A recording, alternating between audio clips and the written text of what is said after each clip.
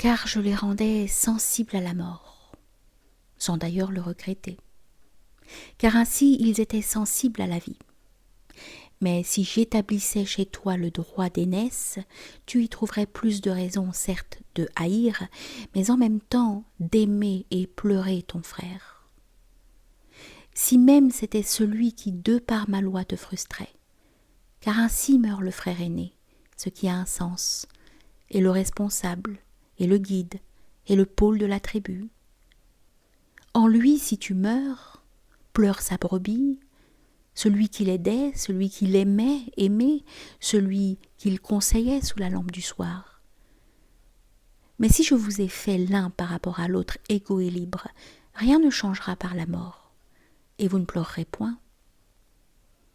Je l'ai bien observé de mes guerriers dans le combat. Ton camarade est mort et cependant rien n'a beaucoup changé. Il est remplacé sur l'heure par un autre. Et tu dénommes dignité du soldat, sacrifice consenti, noblesse masculine, ta réserve devant la mort. Et ton refus des larmes. Mais au risque de te scandaliser, je te dirai, tu ne pleures point faute de motif pour pleurer. Car celui-là qui est mort, tu ne sais point qu'il est mort. Il mourra plus tard, peut-être, la paix venue. Aujourd'hui, il en est toujours un autre à ta gauche et un autre à ta droite, ajustant leurs fusils. Tu n'as point le loisir de demander à l'homme ce qu'il était capable de donner seul, comme cette protection de ton aîné. Car ce que donnait l'un, l'autre le donnera. Les billes d'un sac ne pleurent point l'absence d'une bille, car le sac est tout gonflé de billes semblables.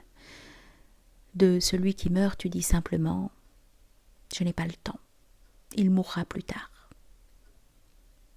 Mais il ne mourra plus, car la guerre achevée, les vivants aussi se disperseront. Ainsi se défera la figure que vous formiez. Vivants et morts, vous vous ressemblerez. Les absents seront comme des morts et les morts comme des absents. Mais si vous êtes d'un arbre, alors chacun dépend de tous et tous dépendent de chacun. Et vous pleurerez si l'un s'en va. Car si vous êtes soumis à quelque figure, il y a entre vous hiérarchie. Alors votre importance l'un pour l'autre se montre, car s'il n'est point de hiérarchie, il n'est point de frère. Et j'ai toujours entendu dire « mon frère » quand il y avait quelque dépendance.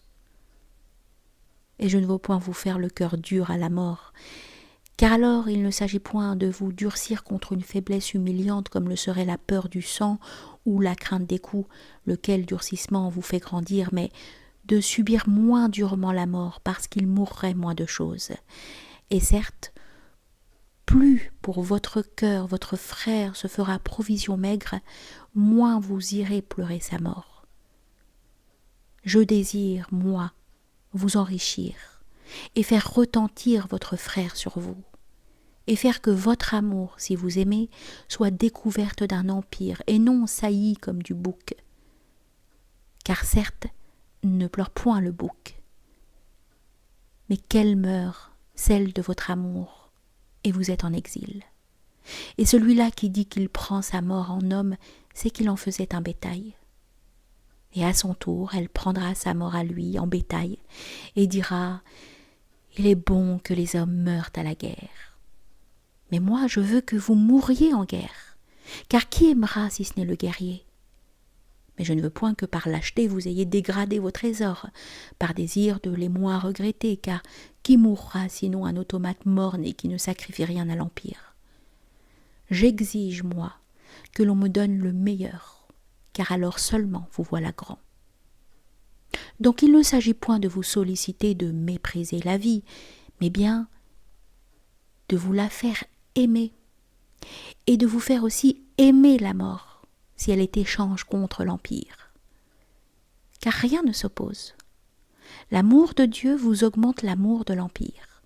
L'amour de l'Empire, celui du domaine. Celui du domaine, l'amour de l'épouse. Et l'amour de l'épouse, l'amour du simple plateau d'argent qui est du thé auprès d'elle après l'amour. Mais comme je vous fais la mort déchirante, je veux en même temps vous en consoler. C'est pourquoi, pour ceux-là qui pleurent, j'ai inventé cette prière. Prière contre la mort. J'ai écrit mon poème, il me reste à le corriger. Mon père s'irrita. Tu écris ton poème, après quoi tu le corrigeras? Qu'est-ce qu'écrire sinon corriger? Qu'est-ce que sculpter sinon corriger? As-tu vu pétrir la glaise? De correction en correction sort le visage, et le premier coup de pouce déjà était correction au bloc de glaise. Quand je fonde ma ville, je corrige le sable, puis corrige ma ville. Et de correction en correction, je marche vers Dieu.